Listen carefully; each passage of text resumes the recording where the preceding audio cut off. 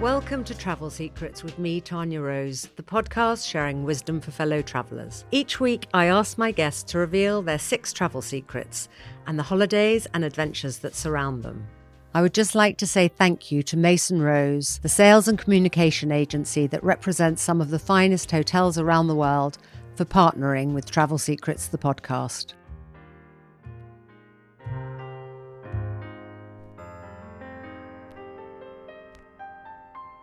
Today, my guest is the brilliant journalist, author, editor, and friend Gillian Jones. We have known each other for many, many years when you reigned supreme for 22 years as the editor of GQ. Your books are unbelievable, and your biography is sitting next to my bed and will be taken on my trip to Tangiers next week, and I think is coming out in paperback next month. It is indeed. These Foolish Things. These Foolish Things. Remind me of you. Exactly.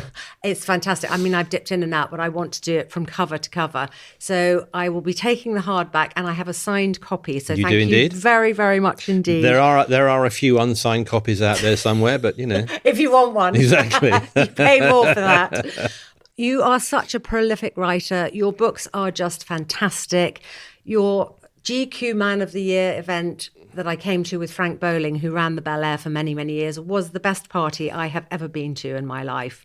I sat next to one of the Osmonds, which was great. We had an Osmond? You did. I did not know that. You had and I sat next to him. Wow, which one? Well, I can't remember. You can't remember, can you? And isn't it awful? Because I said to him, he said something, I'm an Osmond, and I didn't like to say, well, which one are you? Because I knew he wasn't. It is strange because there are occasionally you'll be introduced to a famous person and they say, I had a fantastic time at the At your party. And I had no idea that they were there. I mean, they were laden, they were dripping with celebrities when it was in its pomp. But anyway, very good to see you. It was very lovely, and it's wonderful to have you.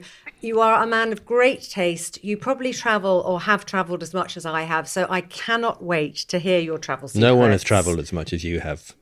Maybe not, but I know you're on your way to Mexico tomorrow, so you're pretty much a traveller. So before we go into your travel secrets, perhaps you can just tell us a little bit about yourself and how travel has impacted the person that you've become. I always think that, and I'm sure everyone says this, but I do think it's a privilege, and I think that the industries that you and I have worked in for a number of years have afforded us an entry into lots of different worlds. We were talking earlier, and I think it's terrible when people in my industry abuse that. I think it's awful because it is a fantastic world. And also, I do think as this part of the leisure sector has expanded, it becomes increasingly fascinating because it is a part of the luxury world now. Did you grow up travelling? My father was in the Air Force, so we moved around a lot. Malta, Cyprus, Italy, and then dozens of places in the UK, lots in London, American Air Force bases. And I do think that growing up on and in the vicinity of American Air Force bases probably helped with my sort of fascination with America, with American culture, et cetera, et cetera. So, yeah, I suppose it did. Your books really are amazing, and your biography, I cannot wait to read, but your book on David Bowie and on U2, and I actually sat next to Paul McGuinness the other day at a lunch. Aha, the great Paul, who I'm having dinner with this evening. No. Yeah. Well, I sat next to him at a lunch, so please do send him my best regards. I will do. He was the loveliest man. Oh, he's fantastic. He occasionally, he and Kathy occasionally come to stay with us for the Hay Festival. And when they were younger, my younger daughter, Georgia, would say, I love Paul. He sounds like God. Oh, and he has such a kind of deep, sonorous voice. But he's brilliant. And, and so modest. Very modest. And also, he created or co-created such an extraordinary brand with U2. And he's a brilliant man. No, he really is great. So do send him my love. I will do. So let's get into your travel secrets. What is the number one destination that you think everyone should go to once in their lifetime? Well, this is 2 questions in one. Okay, you can have 2 answers, please. Well, I don't want everyone to go to my favourite travel destination. I got 2 answers. I suppose my favourite urban experience is Tokyo, but for a beach holiday, for a family holiday, for some years it's been Mustique. I've never been to Mustique, but so many of our mutual friends have houses there and they keep saying, you must come, you must come. Didn't David Bowie have a house there? David Bowie had a house there. Mick Jagger still has. Tommy Hilfiger has. Bryan Adams. But the great thing about Mustique, and I suppose this is a cliche, is that it's incredibly glamorous, but it's quite difficult to get to. And it's really rough and ready. There are only 2 places to eat. People don't walk around with big watches, and it's not kind of glamorous. It's really kind of down home and casual and friendly. And I think people have the wrong idea about it because they think it's a club. They think people are snooty, but it's not like St. Barts or anywhere like that. And those are not my places. Yeah. I don't want to go to somewhere and have to show off for 2 or 3 weeks. Yeah. I want to relax, and you can relax there, and it's a very nice place. And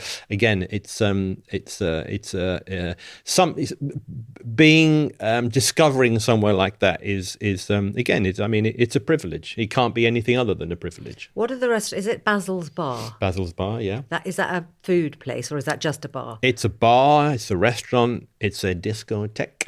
And is it run by someone called Basil? It is indeed, yeah. And there are lots of stories about Basil, none of which I can say on your podcast. Yeah, that's for the uncut version. Yeah. And then Japan. I went to Japan many, many years ago when I worked for The Savoy, so I haven't been back. It's changed so much. I first went 40 years ago, and then it felt like I'd gone to a different planet, because I think the one thing that is special, there are so many great things about Japan, but it's very particular. It doesn't feel like anywhere else in the world. It's very inclusive, and that's deliberately so. So when you go there, you feel like you are immersing yourself in a very particular place and a particular culture. Yeah. And the cultures remain the same. I mean, for instance, I've been a lot for work, I've been a lot for pleasure, and I took my family there maybe 15 years ago. And we spent the first 3 days in taxis because I wanted the girls, my daughters, to see Tokyo. It's a big city, as you know, and it's quite difficult to get around. And then for the rest of the time, we took the subway. Yeah. We took the underground. When I first went in 1982, as a model, would you believe? Were you? Very good. But it was bewildering. Mm. It is less bewildering now, but I think that's to do with age and experience as much as anything else. Because the subway at the time, the underground system, was impenetrable. But we went everywhere by tube for the rest of the time we were there. And we were coming down from our hotel to the tube station. I think we were in Shinjuku. And there's a huge potted plant on the platform where the tube is. And my kids have been born and brought up in London, so they are urban. And I said, that will still be there when we get back at 5 o'clock. And they go, of course it won't be, because... In London it wouldn't be. Of course it wouldn't. But of course it was there at 5 o'clock. I went to find it. It was still there. And of course, because why would you steal? And so there's a very particular culture there, and the violence is mainly gang related and sort of kept away from polite society. My daughter went there. My younger daughter, Georgia, didn't have a gap year. And of course, if you don't have a gap year now, it's like some massive infringement, and because of COVID. And so she saved up a lot of money and she went to Japan by herself last year. And she was basically there largely on her own for 3 months. Wow. But it's one of the safest places in the world. But it's got this fantastic mixture of incredible forward-thinking, extraordinary technology, beautiful architecture with deep historical culture. Yeah.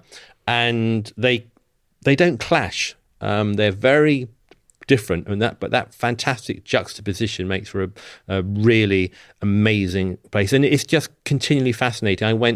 I've been many times. I went probably the longest I was there for 3 weeks when the World Cup was there, and we travelled all over. I went with various friends, going all over the place, Osaka and Sapporo and lots of different places.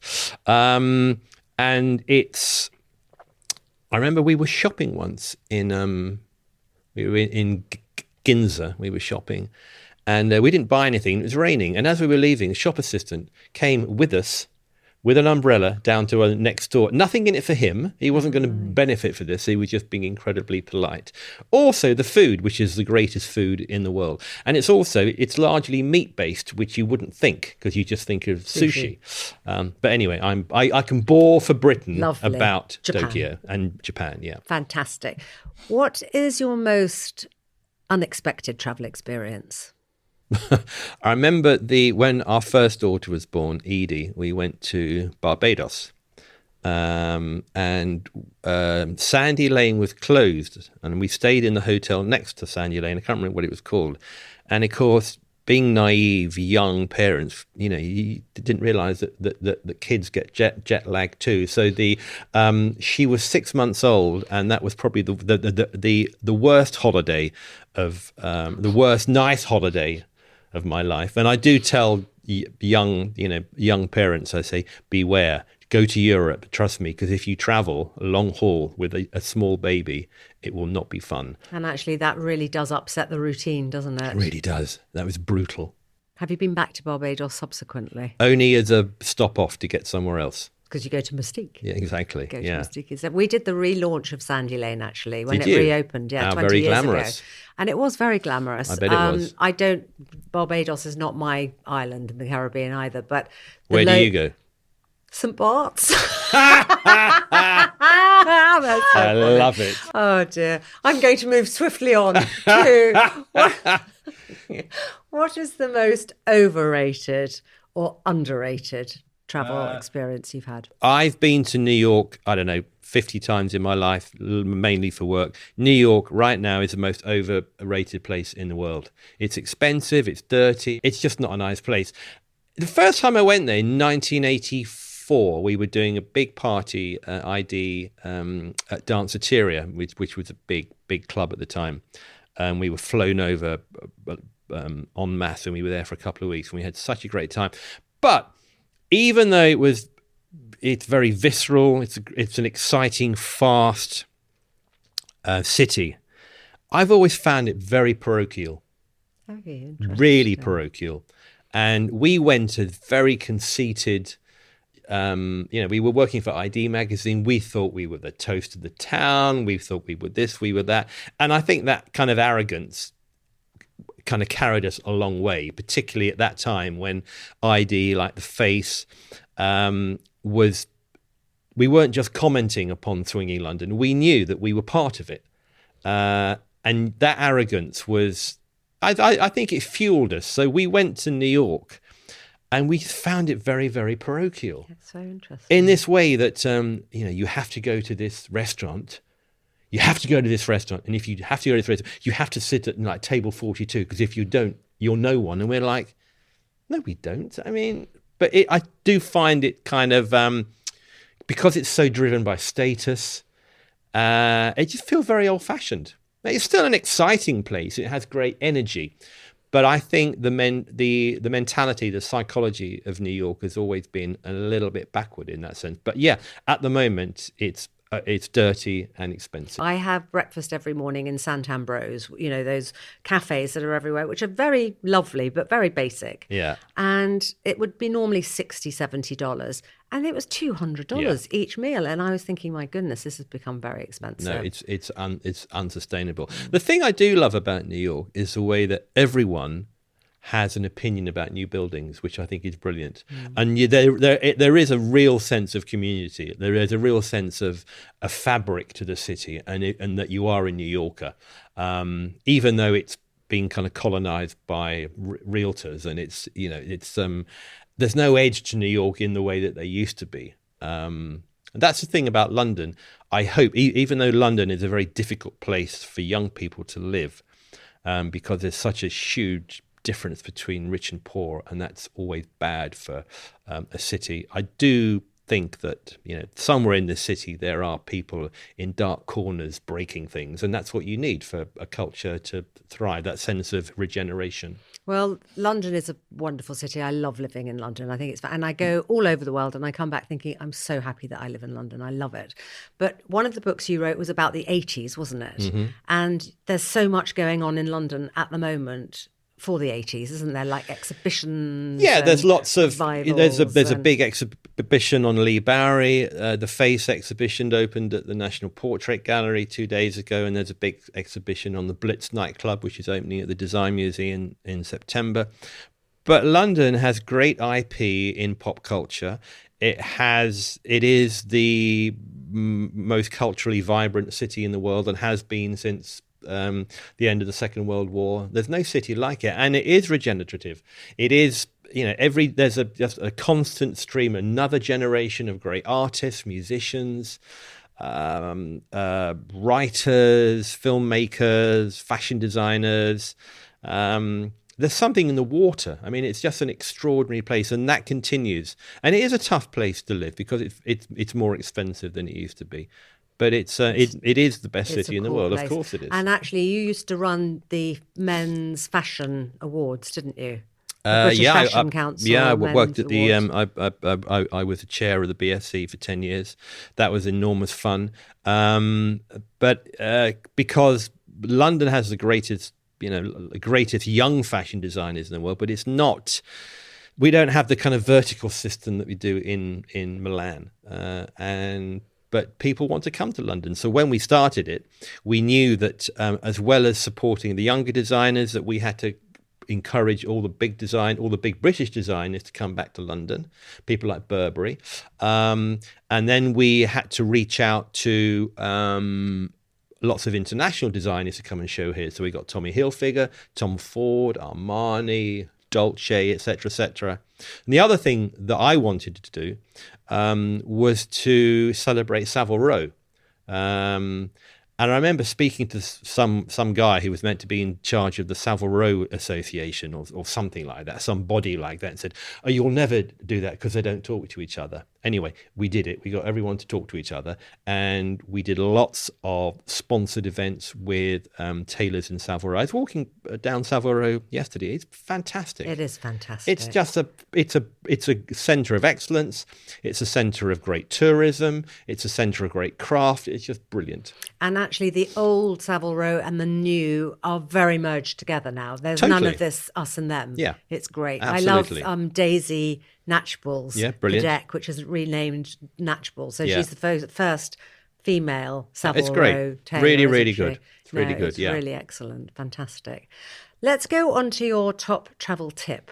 What is your top travel tip? Well, I don't think this is particularly interesting, but my wife worked for years in the fashion industry.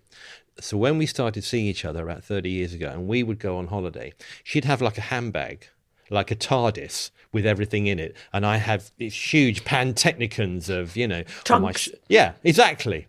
And she said, "What are you doing?" And it's taken a while, but now I'm like her. I take carry-on everywhere. Even if I'm going somewhere for 3 weeks, I take carry-on. Do you? Yeah. Amazing. And actually, if you go to, Mustique, for instance, you need shorts, you need some T-shirts, and that's kind of it, because you're not dressing up to do anything. And I don't want to go anywhere where I have to dress up. And we're going to Mexico for a week, and I'll take my carry-on. And I'm so in awe of people who can do this. what, you don't? I don't. I take masses and masses of things, Why? even for a weekend. I don't know. And I never wear it. Richard E. Grant was on this podcast last week, and he's exactly like you. And I'm going on a trip with him to Istanbul, and he's promised to come to my house and pack for me so that I can do it on hand That's luggage brilliant. only. He's going to teach me. It's true. Chuck it out. Chuck it out. You don't need that. I know. And the shoes. I never wear the shoes. I never, ever wear the shoes. But I will still take things I don't wear. Will you? Of course, because I'm stupid. I could actually get away with a lot less. But you also have a uniform, don't you? You wear very much the navy blue. I'm the white. most boring during London Fashion Week, with a lot of international press coming, which is great, and there used to be we used to get a lot of attention from Japan, which was great, and invariably they'd come and do interviews about this, that, and the other, and there would always be someone would ask the questions like, "What's your style regime?" which I think is a really dim thing to ask. expecting me to look like Lee Barry or something. I said, I'll tell you what it is. I get up in the morning, I put on a blue suit, and I walk to work.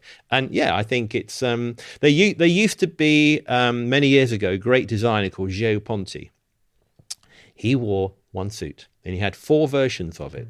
He had 2 suits for winter, 2 suits for summer, 1 for the day, 1 for the evening, but they were exactly the same cut, and that was his uniform. I think everyone likes a uniform, and when you hit your uniform, and if you're lucky you hit it young, you don't have to worry. It's like when the Ivy was the Ivy. Yeah. When the Ivy was a great restaurant, and the Ivy was the place you had to go to for meetings because you wanted to flatter people. We'll go to the Ivy, and people loved that. They don't anymore because the Ivy's not the Ivy. And you went to the Ivy and you sat down and you had a great lunch. The food was amazing, but the food was incidental. Yeah. You knew what it was. You knew it was going to be great, but you didn't. I mean, I very rarely go to restaurants for food. That takes us nicely onto the food and drink question, actually, because food and drink is so much part of travel. Uh-huh. And I love what you just said about going to eat is not about the food, but what do you like eating? Where do you like eating? Let's just talk about food and drink. I like places that it's like Cheers. Yeah. Where everybody knows your name. It's where it doesn't matter if it's your local cafe, a pub, or a restaurant. I mean, I will follow Jeremy King around London, As I will. and the Park, which is his new restaurant, which is very near where I live in top of Queensway in Bayswater. That's my new favourite restaurant in London. A, because it's a fantastic restaurant. B, because it's Jeremy King. C, because it's very near where I live. And if you go somewhere a lot, they get to know you. And when I was when I first started at GQ, I was very prescriptive about where I ate, and I went to the Caprice and I went to the Ivy, and that was basically it. I remember having the great Ed Victor, who we both knew very well. He was my agent for ages. Wonderful and man. Ed was a not just a great agent. He was a great mentor, and he's a really dear friend of mine. I loved him dearly, and as you know, he used to call me up in the morning, most mornings, and say, "Dylan, how are you? What did you do last night?" And this question was basically just an excuse for him to tell you where he'd been. Because he always went to amazing places. Yeah. I would start talking, said, "Dylan, do you know what I did last night? I was in Tuscany with Ruthie Rogers and Alan Yentob and Alexander the Great," and just tell all these stories. And when we were sort of courting each other in our early days, when I became a client of his, we would take each other for lunch, and we'd take it in turns. And one day we went to the Ivy, and it was his turn to pay. We had lovely lunch and blah blah blah. At the end of the meal, he put his napkin down and said, "Right, I have to go." And we stood up and we were walking out, and I said, Ed, you haven't paid. And he looked at me like I was a rube and said, "Dylan, I have an account." That's And I thought that was really cool. And I'd never heard that before. And I think that's great. Having an account in restaurant is a very cool thing to do. I didn't even know you could have an account. There we are. And I agree with you on Jeremy King's new restaurant's fabulous, Yeah, it's because the great. tables are far enough away that you don't feel like you're being overheard by Yeah. anyone, that you want anything on the menu. There's literally everything that you like. He is the most wonderful restaurateur. He's He great. comes and greets you, but he doesn't hover. Yeah. He's a real pro. I think he's absolutely I fantastic. don't want to feel like I've somehow won a lottery by getting a table. No. It's like, I don't care. I'm not a massive foodie, and I don't like queuing. I don't want to feel like it's a privilege for me to be somewhere. I really don't. I just want it really nice and easy. Won't go to a restaurant where you can't have a reservation, because I want to eat when I want to eat. Because it's like, if I don't eat by a certain, I got very low blood sugar level. I remember I didn't realise this until I was quite old. Mm-hmm. And we were in Milan during Fashion Week, and I realised that if I hadn't eaten by about 1 o'clock, I was a basket case. Oh. And I get that classic thing of getting hangry. And I'd never heard that before. Interesting. Where do you eat in Milan? Where's good in Milan? Oh, we used to. The great thing about Milan is there's like 6 restaurants. there's very little to do. It's always the same. It never changes. And we used to, Bice was the big one. Yeah. It's probably not there anymore. All the, we just went to the same places. And I think that's one of the most alluring things, one of the most endearing things about Italy, particularly places, the cities, they don't change. Milan is the same now as it was when I first started going there in the 80s. Just doesn't We've got a change. lovely hotel in Milan called Portrait Milan. Have you seen that? No, that's obviously new. Yes, it opened 2 years ago. It's absolutely you haven't wonderful. invited me because you're a horrible person. But you are invited. You're a mean person who goes to St. Barts and doesn't invite me to fancy hotels. You can go to Milan hotels. whenever you want to. Actually, you. I've got a wonderful story about the Ivy. I went there with Albert Finney, who was my son's godfather. And the first time I met him, which was many, many years ago, he was thanking us for doing something. We'd sent him somewhere. And my business partner, best friend, Sarah Mason, was looking over at another table. And Albert was very miffed. He said, "Sarah, I'm the famous person at this table. Why are you not looking at me?" And she said, "Because Sean Bean is sitting over there and he's my very favourite actor in the world." So Albert got up and went over to Sean Bean and said, "Sean, you don't know me." And of course, Sean Bean is like dying because Albert Finney is his hero. And he said, "One of the girls at my table really fancies you. Will you come over and join us?" So she went bright red, but it was absolutely wonderful. I love that. A very good friend of mine is a very storied music writer called Nick Kent, who now lives in Paris. And he was really important music journalist in the 70s for the NME, in that golden generation of music writers in the NME. And he was once in a Chinese restaurant in Gerrard Street, I think, in London, in the basement, and he was having dinner with Iggy Pop and David Bowie, and who he knew very, very well. And there was a waitress who kept looking over, obviously thinking, it wasn't their waitress. It was like another waitress from another table. Thinking, obviously, that there's two very, very famous people there. Anyway, they're there all night, and they're kind of, everyone else has left, and they're just there, the three of them having a chat. And at the end, this waitress came over with a piece of paper and a pen, and said, "I really hope you don't mind. I'd love your autograph." And she gave it to Nick. Is brilliant. They weren't happy. There's nothing and no one you don't know in the music industry, actually. So although you're very well known in fashion and magazines, you really know so much about music. Did you meet David Bowie? I mean, you must have known him well enough to write those books on him. I knew him quite well, yeah. Where did you first meet him? I first met him when I was a film extra. When I left St. Martin's, I was trying to make it as a photographer, and I was a terrible photographer. And I didn't really have the motivation for it. I just wasn't very good. And I bumming around doing various things. But I was, that kind of arrogance that you have at that age, I didn't want to pursue something that I didn't want to do. So I'd rather do kind of crappy jobs in the hope that I would do something that I wanted to do. In the industry. Yeah, I was very single-minded. So I worked in bars. I did lots of stuff. And I was a film extra. I wasn't even a very good film extra because I only worked on 2 films. I shoot down Roger Moore's plane in Octopussy. Oh. Would I recognise you? No, because I'm that big. And it was filmed in Shepperton or somewhere. And then I was in a very bad David Bowie film called The Hunger, in which he starred with Catherine Deneuve, and they play vampires. Oh, yes. Terrible film. Yes, with the hair. Yeah, I remember. And there was one scene that was shot in Heaven, the nightclub, which I think it's still there in London. And this scene was Bauhaus were there playing Bela Lugosi's Dead as David Bowie and Catherine Deneuve go up and down this metal staircase, and we're in the crowd. And then he came up in the afternoon asked me for a light for his cigarette. So that was, and when you're kind of 20 years old, you can live off that anecdote for months. And then I got to know him professionally. I knew him socially, and had a kind of light touch a relationship with him over the years. I mean, how he was as a person is that he would have kind of quite intense periods of, I think it's difficult to call it friendship, because I think that it's kind of invidious if you're not famous and you have a relationship with a famous person. It's very difficult. because there's always that issue. But we knew each other quite well for a period. You got Christmas cards, etc., etc. And then you'd sort of, that would be it. You'd be kind of gone.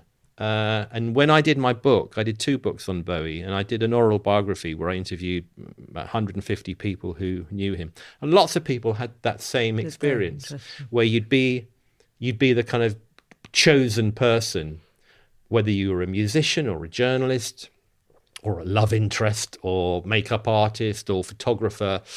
And it would work itself. And so many people, I remember talking to Tony McGee about it. And it's like one day he just didn't answer anymore. And that was, and he knew it was over. And I think a lot of people, particularly if you have an emotional or romantic investment, found that very difficult. But actually, I remember Tony was he was kind of like me. It's like, well, no, it's fantastic. I had like 4 or 5 years where I had a really good relationship with David Bowie. And then I didn't, but I don't begrudge those times. And you remember them. And I kind of feel the same, actually. So it was, it's nice. So when he'd come to London, he'd have dinner and stuff like that. And it was nice, but it's... Very cool. I've got a question because you did know him. Why do people say Bowie or Bowie, and which is it? It is Bowie because it's the knife, but I think when we were kids, it was always Bowie. I think it just depends when you grow up, you know. But his son went to Gordonston, my school, but he's much younger than me, and he was called Zowie Bowie. That's right, yeah.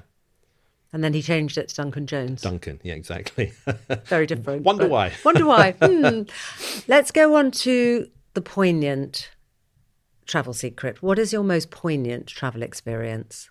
I used to go to the very first ones were the alternative fashion shows at St. Martin's. And there are a couple of years, when all the Blitz kids were there and, Boy George was there and Steve Leonard. That was kind of amazing.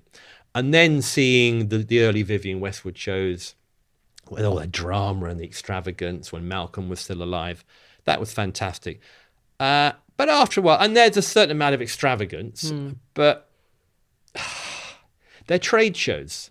I suppose when you're in that industry and it's just another one. I've only ever been to one fashion show in my life. Well, you don't need to go to another one. Which one was it? Well, it was amazing. I was invited to Paris to stay at the Ritz, which was incredible because it's a beautiful hotel. And it was Karl Lagerfeld's last fashion show. But he was ill, so he didn't come because he actually died very, few months later. But the actual fashion show was exquisite. Well, they are, but they're theatre, and it's a kind of amazing industry because they are trade shows, but they create out of that this extraordinary kind of extravagance. But you've seen one fashion show, you've seen enough. More. You really have. I asked you to bring a photograph. Yeah. Can you describe the photograph and tell us what that means to you? Yeah, it means a lot to me, but it won't mean anything else to anyone. It won't mean anything to anyone else, and it shouldn't, because it's about family, and it's a picture of us that was taken last summer in Mustique, myself, my wife, and my 2 daughters. I think one of the weird thing is that our house is just papered with pictures of us on holiday, because why wouldn't you? I mean, it's a family unit. And then when did Instagram kick in? And everything stops. I know, it's so I've got, again, like everyone else, I've got hundreds, probably thousands of pictures on my phone, like everyone does, but you don't share them in the same way. So I think those, and we have a family WhatsApp group, like I suppose everyone does, and that's the way we communicate now. But yeah, it's a not particularly interesting, quite anodyne photograph of us on holiday, but it's a family picture, and that's our memory, and it shouldn't be anything. I don't look upon travel necessarily as I think lots of people now still look upon travel as kind of like a glamorous thing to do, and I don't. I just think of it as downtime. I mean, I love travel. Why wouldn't you? And I love going to new places, and there are places I haven't been to, which I'm looking forward to, like going to Mexico tomorrow. But I don't want it to be performative. Yeah. And lots of people do, and I get that. I suppose it's a difference between going to the Cotswolds, which I think is performative. Most of my friends have places in the Cotswolds, but I don't want to go to somewhere where it's like going to the farmhouse. That's where I like going. We are so different because we have a house. Mustique, some Barts, Cotswolds, and no, but we have a house in Wales in the Brecon Beacons, and you don't bump into people. You don't go to the local pub and bump into someone because that's where my husband wants to live, and I want to live in the Cotswolds. Well, he's right. Maybe I should live with your husband. Get your husband to come and live with us. He grew up in Wales. He grew up in Pendine Sands in Carmarthenshire. Wow. And he says, it is so beautiful. You don't see anyone. It's all, you don't have to dress up and everything. And I say, but I want to live in the Cotswolds and I want to go to Dalesford and Soho House. And he says, it's so ghastly, but I love it. I'm with your husband because Soho Farmhouse is an amazing proposition. We stayed there when it opened. I've had lots of events there. I've hired the place. It's brilliant. But if I go away for the weekend, I don't want to bump into. I just don't. No. And I think because I lead a very busy, frenetic, business-orientated London life, and I still love that because I think London kind of engenders that, and it's just I'm lucky enough to work in these industries, and I think you have to be connected in that way. That when I'm not doing that, I'm not interested. Yeah. Things, it's like scenes. I don't like I've never been a joiner. I don't like gangs. I don't like scenes. I don't want to go on a holiday and be a show off. And I just want to disappear. And I do it in Mustique because it's a glamorous way of doing that because it's It's not glamorous. It's kind of luxurious. Yeah, I suppose is what I mean. But low key. It's low key. Yeah. Unlike you, I'm not a terrible show off. Cotswolds and some Barts for me. It's hysterical. I love it. So you're going to Mexico tomorrow. What is next for you? Tell us about Mexico, but also what's next for Dylan Jones? Mexico, none of us have been. We're going 2 weeks after the big art fair, so there'll be lots to see. We're going to do lots of restaurants. We're going to do hot air ballooning. We're going to go and see wrestling. We're going to do all the art. We're going to do Frida Kahlo. So we're going to do everything. We're going to stay at the Soho House, which looks fantastic. There are only 4 bedrooms at the moment, and we've got 2 of them. But it is a big property, so we're very excited about that. And I'm just signed to do something, but I'm NDA'd, which is very exciting. Excellent. I've got the paperback of my book coming out. Yes. These Foolish Things. Well, it's been a joy and a delight to go around the world with you. And I love the fact that you like such different things to me, but it's been really lovely to see you. Opposites attract. And thank you very much for inviting me. It's been great fun. Thank it really you, has. Dylan. Thank really you. Good.